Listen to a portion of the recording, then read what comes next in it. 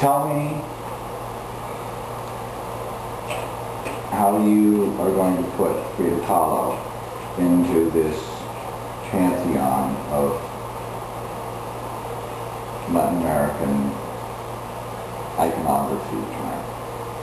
Well, you know, what does she represent to you? The interesting thing of Frida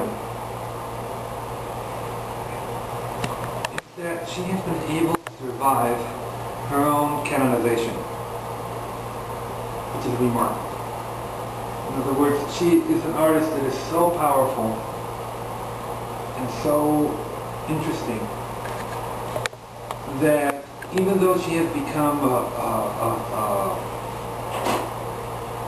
an icon, that she is everywhere, that people have seen her images, she can always reveal new things about her that people did not know before. And so this lecture that I'm going to do tonight is an attempt to do that. I'm going to show things, unknown chapters of Frida Kahlo. Some of them are unexpected. For instance,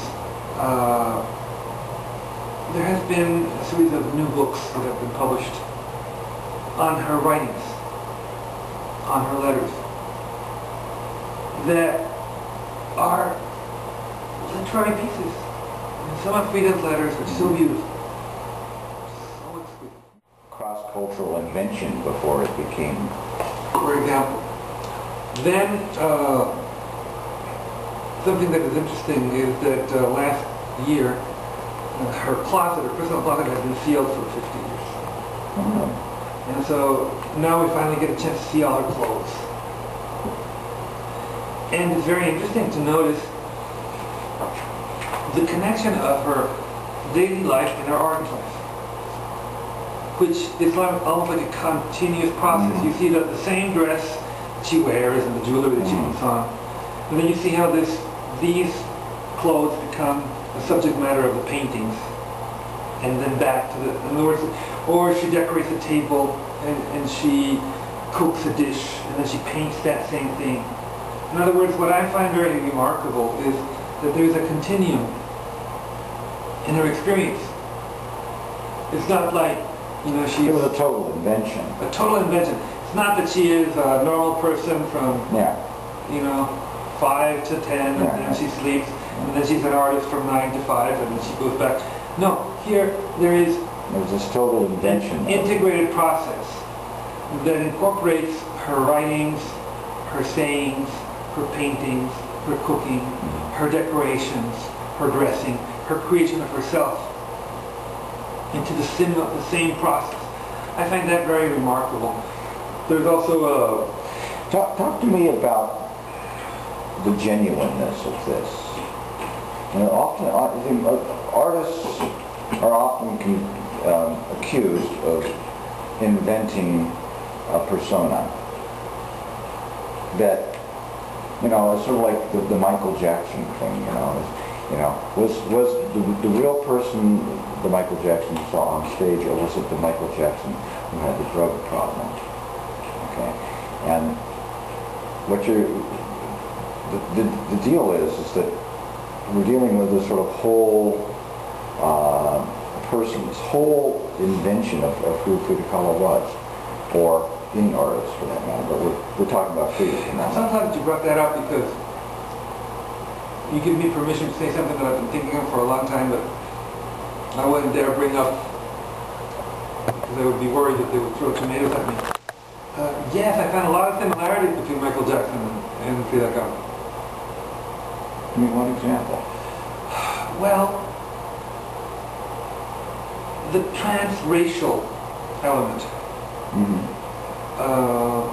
Michael Jackson,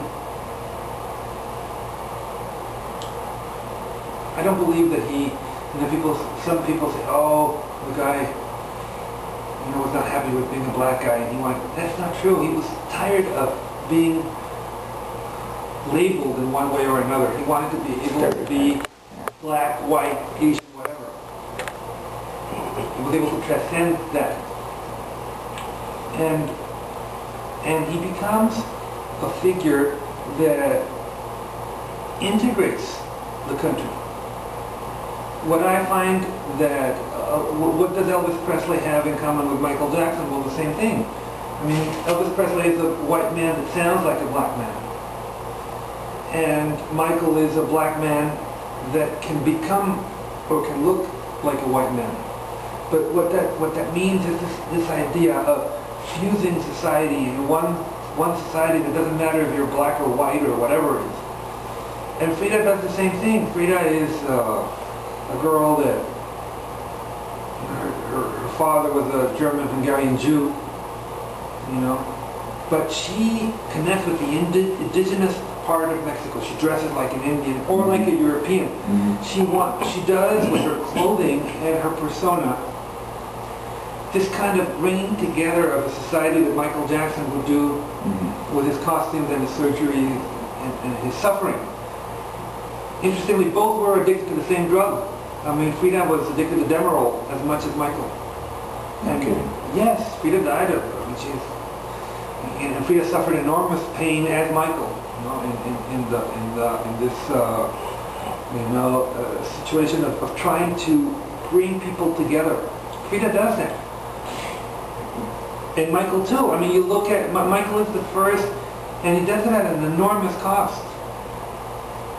In Michael, so you see that the similarity is almost that there is a sort of Masonic quality to them wanting to do this. That they are in fact sacrificing something of their own personal lives, and that comes at a cost. Of course. I mean, Michael. I mean. Michael desexualizes himself in a way. What is it about white Americans? What is the bottom line? There's this kind of fear of the African American sexuality. No? Brooke Shields would never feel comfortable dating Mike Tyson or Kobe. She would never go out. But Michael Jackson was safe. He was able to do that at a huge cost for himself. No? So, and likewise in Mexico, there is, which is something that most North Americans don't understand very well, there's an incredible sense of prejudice against the indigenous. Of course. And Frida dresses like, you know, the poorest.